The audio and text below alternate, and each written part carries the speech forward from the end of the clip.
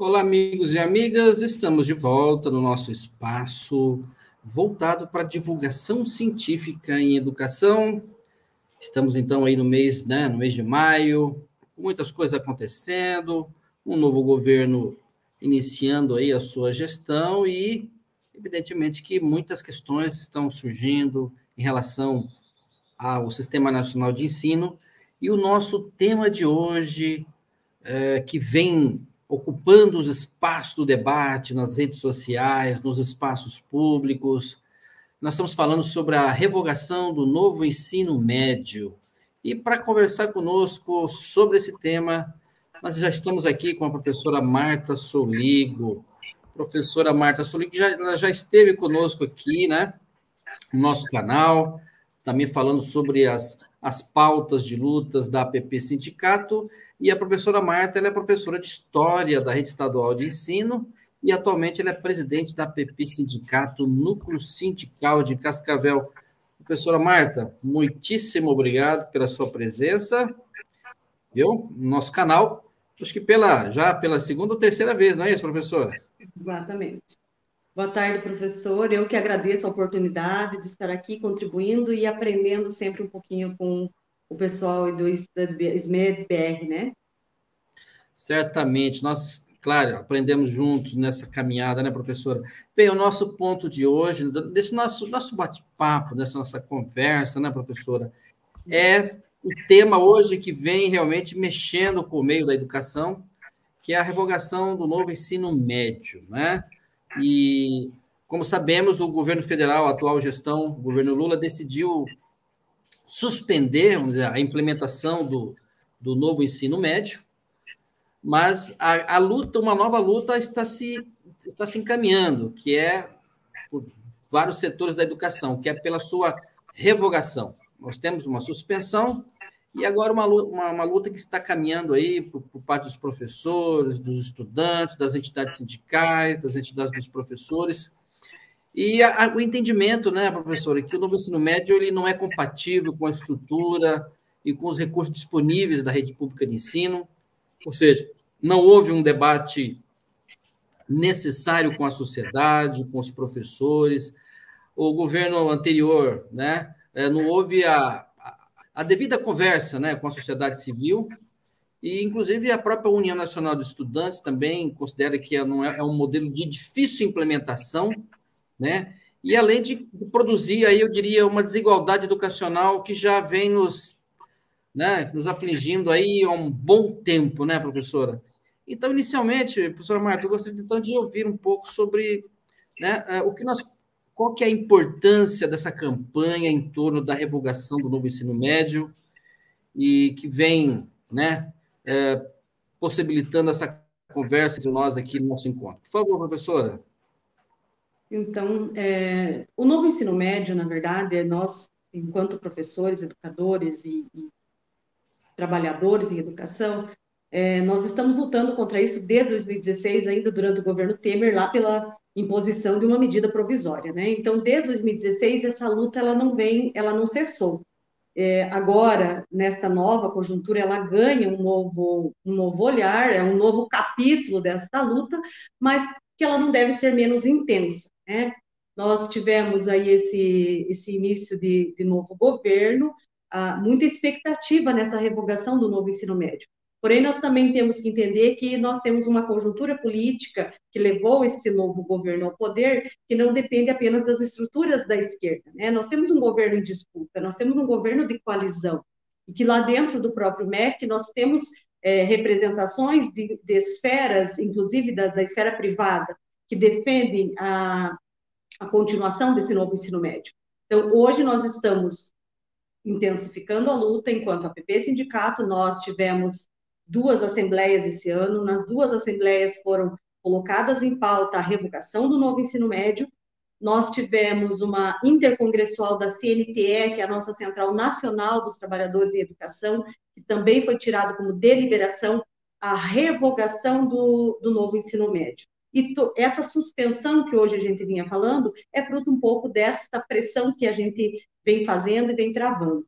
Esse debate está posto nas escolas, com os nossos estudantes, com a nossa categoria, nós temos total convicção e para fazer esse debate, essa conversa com os nossos estudantes, com as famílias, de que esse não é o ensino médio, essa não é a educação que os filhos da classe trabalhadora precisam.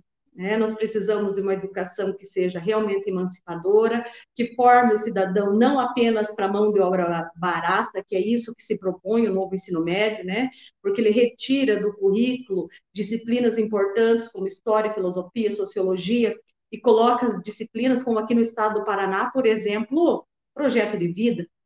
O estado de São Paulo tem uma disciplina que se chama O que rola por aí. E o científico? E a função da escola, que é o conhecimento científico, Isso tudo fica em segundo plano. Isso tudo não, com o novo ensino médio, fica em segundo plano ou não acontece, porque não tem espaço. Além de tudo, a desvalorização dos profissionais, porque ao colocar essas disciplinas, nós não temos profissionais habilitados para trabalhar. Coloca o professor das disciplinas já existentes trabalhar essas novas disciplinas sem ter a formação adequada, o que gera uma dificuldade ainda maior dentro da escola, E a reforma, nós sabemos que ela não foi pensada por trabalhadores da educação, por professores, ou não foi feito nenhum debate com a sociedade. Ela foi pensada pelos grandes empresários da educação, que querem sim, que a eles sim interessa esse ensino médio e essa escola pública que seja realmente para servir os ideais deles e não para que seja crítica, uma escola que vá produzir os alunos, que vá realmente enfrentar essa sociedade que aí está. Então, nós estamos organizando sim, estamos nos colocando, faremos esse debate intensamente nas escolas a partir de agora, estamos mapeando os grêmios estudantis nas escolas, porque nós precisamos que os estudantes de todas as escolas do estado do Paraná debatam esse novo ensino médio, porque ele começou no ano passado. Então, o ano passado, quando ele foi implantado, em 2022, ainda não teve um impacto tão grande. Em 2023, agora, o impacto já foi maior, porque os estudantes no segundo ano já tiveram que fazer a escolha do itinerário formativo. Aí ele já teve que optar, aqui no estado do Paraná, no caso, se ele ia para a área das exatas ou para a área das linguagens.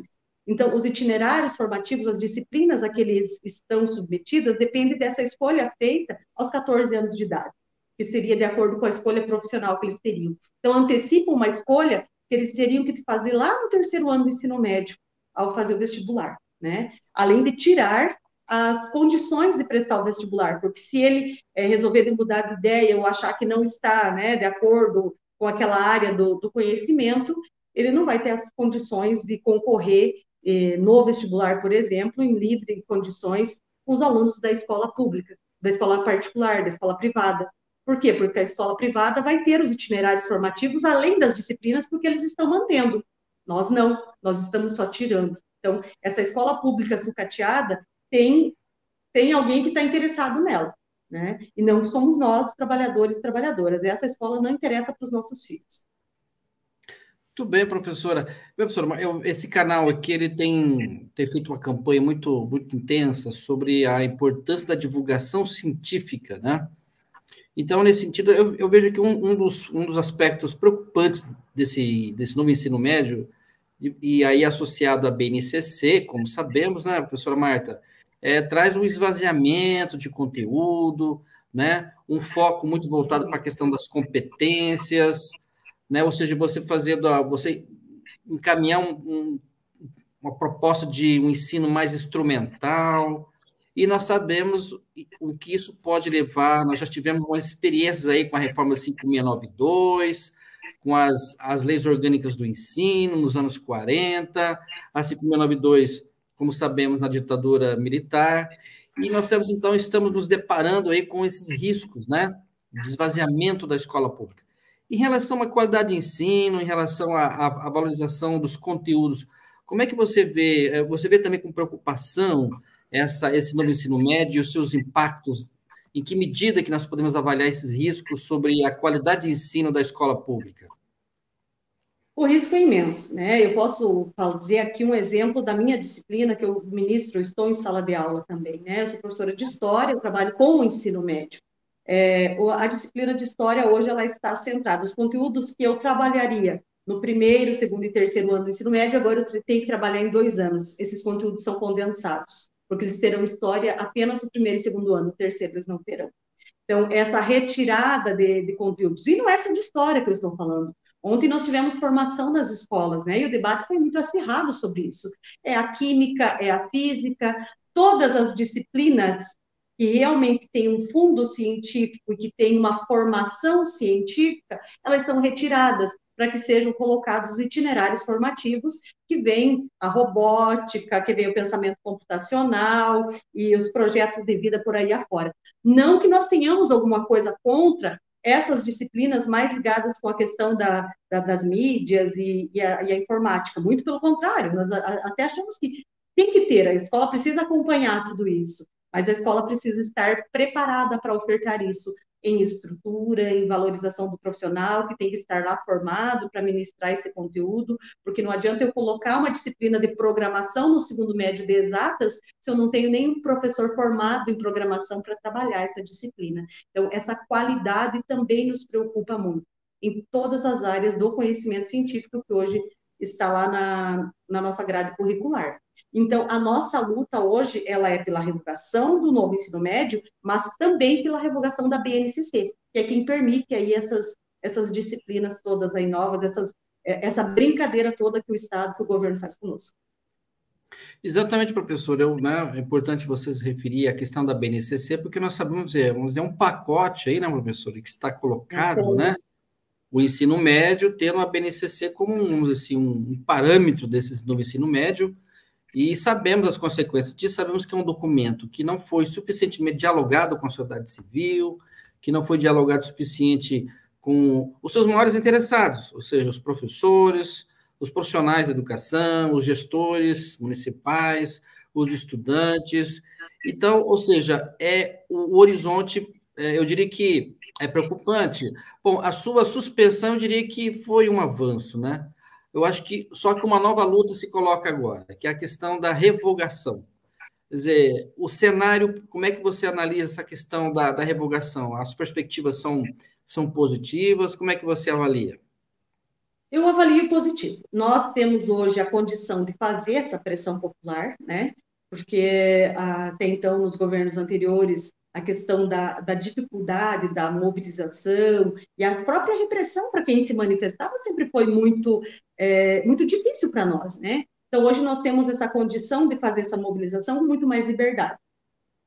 A prova disso é a suspensão, né? Então, essa suspensão para nós reconhecemos que é uma vitória, mas é um primeiro passo, né? Então, suspender o novo ensino médio para implantar essas consultas públicas e que nós vamos acompanhar com muito rigor, porque nós sabemos que o interesse dos estados pela continuação da implementação do novo ensino médio, então nós vamos precisar acompanhar esse debate e levar a realidade para dentro das escolas, desses espaços de consultas, né? Então, há também uma outra, digamos assim, um outro mito, né? O governo abriu a consulta pública. A consulta pública, ela não vai se dar num botãozinho lá que eu vou clicar lá no meu computador, sentadinho no meu sofá, e vou dizer assim, eu não quero esse novo ensino médio. Então, eu vou precisar sair um pouquinho da minha zona de conforto para fazer essa luta. Vai precisar de pressão popular, o governo vai ter que entender que não é só os professores, que a sociedade como um todo não quer esse novo ensino médio. E isso vai requerer muita disposição para a luta e muita mobilização de toda a comunidade escolar. Não tenha dúvida. Meu professor, além, claro, da revogação do novo ensino médio, a APP, do Sindicato Paraná, também tem se debruçado sobre outras pautas. E eu diria, quais estão os outros temas que vêm preocupando a APP Sindicato, né? Recentemente tivemos uma campanha salarial e, enfim, os planos de lutas que estão se colocando aí à frente na luta na APP Sindicato? Nós temos uma lista, uma pauta extensa com mais de 70 itens, né, na PP Sindicato. Mas nós elencamos alguns como prioritários. Na primeira assembleia deste ano, nós colocamos como prioridade a database do servidor e da servidora, porque nós estamos aí, agora entraríamos no 8º ano sem database, né? Um acumulado de 42% do nosso salário, e que isso vem trazendo sérios prejuízos na nossa vida pessoal e a nossa sobrevivência. Nós somos trabalhadores, nós dependemos desse trabalho para sobreviver, né? Então, dentro desse contexto, nós colocamos, então, a database, e a questão do desconto previdenciário dos nossos aposentados e aposentadas, que no estado do Paraná voltaram a pagar a previdência após a aposentadoria.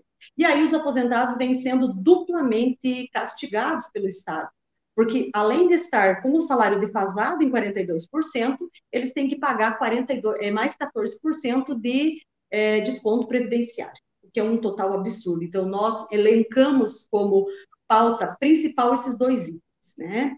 Nós, nas últimas negociações, aí conseguimos que o governo do estado do Paraná fizesse uma equiparação do piso nacional para os professores, porém o debate para os funcionários e funcionárias de escola, ele está travado, estava travado, hoje nós temos uma movimentação, porque o índice ofertado pelo governador do estado para os funcionários e funcionárias de escola é de apenas 5,79%, enquanto que os professores teriam 13,25%, que seria o índice para equiparar o piso salarial nacional.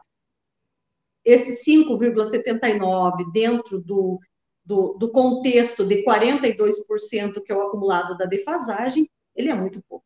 É insatisfatório e os nossos trabalhadores e trabalhadoras merecem e precisam muito mais do que isso. Para além disso, o Estado do Paraná, ele fez uma reestruturação nos planos de carreira, por exemplo, dos funcionários e funcionárias que PPE, são do quadro próprio do Poder Executivo. Esses trabalhadores e trabalhadoras do quadro próprio tiveram uma equiparação que vai, com a reorganização da sua tabela salarial, que vai chegar a 40%, enquanto que os nossos funcionários de escola vão ficar com 5%. Então, nós lutamos e brigamos também para que haja essa isonomia no Estado, para que nenhum trabalhador se sobressaia sobre o outro, né? Que tenhamos essa igualdade aí. Então, a luta está intensa, nós temos hoje um debate que a PP Sindicato vem travando nas instâncias, principalmente lá em Curitiba, né?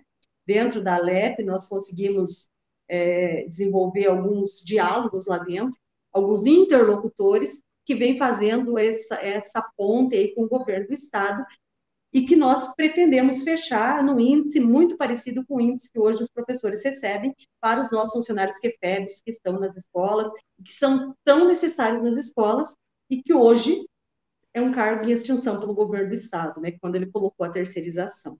Então, a luta hoje, ela se debruça muito mais, então, em função da database para o funcionário e funcionária e o desconto previdenciário do aposentado. Tudo bem, professora Marta, para encerrar essa nossa entrevista, né, vamos dizer assim, nosso bate-papo, né, professora? Bem, um tema que ocupou muito aí as mídias, as redes sociais, as mídias sociais, vamos dizer assim, né, nas últimas semanas, e foi a questão da violência nas escolas, né? E então eu queria assim ouvir, né, ouvir de você como é que a APP, enfim, você analisou essa questão.